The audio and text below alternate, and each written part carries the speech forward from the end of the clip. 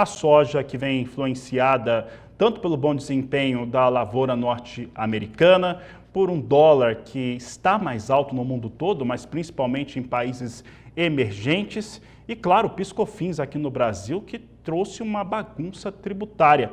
É o que nós vamos conversar agora com Ronaldo Fernandes, que participa ao vivo conosco pela internet. Ronaldo, nós temos uma série de fatores aqui que mostram um cenário bastante complicado e, mais do que isso, nós estamos com uma comercialização no Brasil mais lenta ou só de soja não tributada. Dá para se dizer isso? Como é que essas situações têm impactado no mercado? Boa tarde, seja bem-vindo.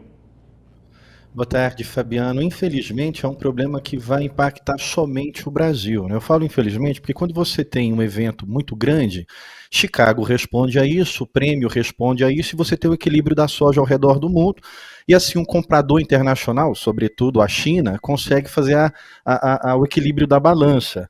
Nesse momento, a gente ainda tem a soja brasileira mais barata do que a soja americana, o que faz a nossa soja ser mais atrativa. Mas o ponto que você está colocando dessa reestruturação do PIS e do COFINS é um impacto que a gente ainda não sabe medir o quanto ele vai gerar nos preços. Para a gente contextualizar, Fabiano, o que é essa reestruturação do PIS e COFINS? É uma MP, uma medida provisória, a 1227, que ela pode cair, não é lei ainda, medida provisória, mas até ela cair ou não vai causar grande estrago. A indústria, o comprador de soja, ele tem o crédito de PIS e COFINS. E ele pode usar esse crédito para abater outros impostos. Então vamos pensar aí a exportação.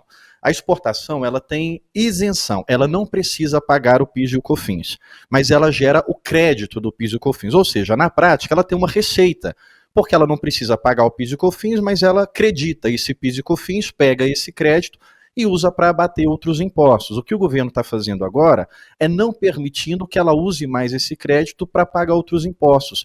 Então, se ela tinha uma receita do PIS e COFINS e ela podia abater isso, agora ela não pode abater mais, na prática o governo acabou gerando um débito novo, que ela não tinha.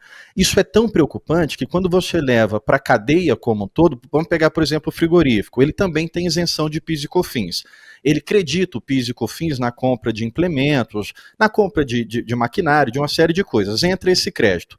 Aí você tem lá 5 milhões para pagar de imposto, e você tem 1 milhão de crédito do PIS e COFINS. Você pega esse 1 milhão e vai pagar só 4. Agora, o governo está dizendo que você pode usar o PIS e COFINS para abater só PIS e COFINS. Mas peraí, governo, eu não tenho débito de PIS e COFINS, então você não pode usar mais esse dinheiro para abater outros impostos. O 4 milhão que eu pagava, agora eu vou ter que pagar os 5. Tem uma medida, Fabiano, que você pode restituir esse valor, pegar ele direto na sua conta mesmo. O governo vai lá e deposita na sua conta. Só que com essa mudança, você vai demorar mais para fazer essa restituição e você não vai poder pegar mais 100% desse crédito. É só o lucro real, né? O presumido ali acaba ficando. Então a verdade é que a gente não sabe qual que é o impacto real, porque não é um valor tabelado, você é comprador. Você tem um impacto, eu sou comprador. Eu tenho um impacto, isso vai acabar gerando também divergência na capacidade de pagar. O impacto para mim é 1 milhão, para você é 15 milhões. Então eu vou continuar pagando o preço ali meio balizado com o mercado, você não vai poder pagar esse mesmo valor, você vai ter que poder pagar um pouquinho menor no preço da soja. Então, de fato, é um impacto que a gente não sabe medir, mas é significativo. Eu acredito que foi um tiro no pé do governo, não acredito que essa medida provisória vai vingar, mas enquanto ela vai existindo, o governo vai arrecadando. As empresas que poderiam fazer essa recompensação de PIS e COFINS, agora não podem fazer mais, elas já vão ter que desembolsar o pagamento mensal de imposto. Então isso no caso, e olha só, para te devolver, olha como o impacto é importante. Como eu digo que é um tiro no pé do governo. Vamos pegar o setor de carnes, frigorífico. O frigorífico gera um crédito de PIS e COFINS. Com a compra de maquinários, compra de insumos, ele não precisa pagar PIS e COFINS. Então agora esse crédito dele, ele não vai poder usar mais para bater os outros impostos. Ou seja, ele tem um débito novo. O que ele vai fazer para poder recompensar esse débito, para não esmagar a sua margem? Ele vai aumentar o preço da sua venda, então o preço da carne sobe. O setor de biocombustível, de diesel, vai fazer a mesma coisa. Todo setor de lucro real que tem essa compensação de crédito e não vai ter mais, por mais que ele pode resgatar o dinheiro, mas esse resgate demora mais e não vai ser mais o mesmo valor que ele resgatava antes, ele vai repassar isso para a cadeia. Então a gente pode esperar um aumento de preço, onde justamente ao calcanhar de Aquiles do governo, energia e alimento pode subir, vai subir, na verdade não pode, vai subir, e o comprador de soja, ele vai ter que pagar menos, porque ele não vai esmagar a sua margem de lucro, ele vai ofertar menos do produto ali na porteira do produtor. Então é uma briga de todos nós do agronegócio, o governo espera arrecadar quase 30 bilhões, mas ele não fez a conta do que ele pode perder na outra ponta. A Biob lançou uma pesquisa que só o setor de complexo de soja ali pode ser impactado em mais de 6 bilhões de reais. Então, é uma medida que a gente não sabe ainda o impacto real dela, porque, como eu falei, não é um valor tabelado, você tem um impacto, eu tenho outro, mas no final das contas, o que nós imaginamos é que isso vai impactar em maior custo para o consumidor final da população como um todo e menor preço a ser ofertado na soja, no milho, para o produtor, Fabiano. Trazendo aqui, Ronaldo, alguns fatores, né? E a gente tem observado que só a soja não tributada tem sido negociada. Ao mesmo passo, nós estamos com referências bem interessantes no valor da soja nos portos brasileiros. Isso por conta do prêmio e o dólar que está mais alto. O dólar acaba trazendo mais competitividade para o produto nacional de uma maneira generalizada. O que você diz para esse produtor que precisa e que venderia essa soja, como que ele deve se comportar, já que existe todo esse cenário desenhado por conta da medida provisória 1227?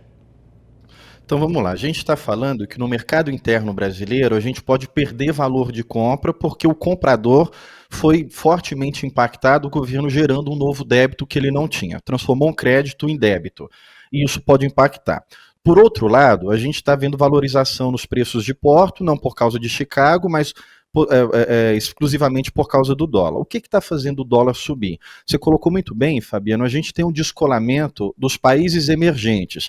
Quem são os países emergentes? São países em desenvolvimento, que têm uma aceleração de crescimento acima do ritmo da média global. O Brasil é um país emergente, é um país em desenvolvimento, então nós somos fortemente impactados, por um lado, por esse setor, pelo que está acontecendo lá fora, o dólar valorizando lá fora por causa da dúvida do corte da taxa de juros dos Estados Unidos, por causa da nossa política interna também, isso vai fazendo o dólar valorizar, mas a gente tem aí um limitador de alta, que é a competição da soja americana.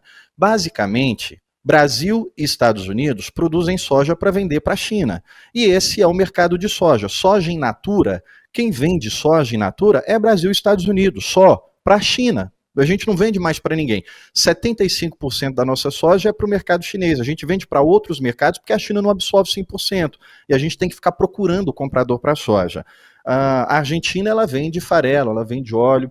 E dentro dessa competição, o nosso preço da soja, ele tem um limite. Quando a gente viu o preço da soja Porto acima de 140, 141, chegou até 143 no Porto, a soja brasileira já ficou mais cara que a soja americana. E aí o chinês parou de comprar no Brasil e olhou para a soja dos Estados Unidos. Então é um problema para a gente sempre que o porto começa a ficar próximo de 140. Não é uma previsão, é um fato, é uma análise do que já aconteceu. Hoje a gente está com soja em torno de 138 ali no porto, e a soja americana está em torno de $500 a tonelada colocado lá na China, e a soja brasileira em torno de 450. Então a soja brasileira ainda é atrativa. Só que se o nosso preço sobe muito, Chicago vai ter que cair mais para competir com a soja brasileira, e aí o nosso preço acaba recuando também por causa de Chicago. A gente não está vendo o prêmio numa alta consecutiva, ele está só se ajustando. A gente já teve prêmio acima de 50 cents a tonelada, agora está 30. Então foi exclusivamente o dólar o responsável por esse nosso movimento de alta, e não dá para apostar que o dólar vai compensar qualquer perca em Chicago. Então eu veria esse momento como oportunidade.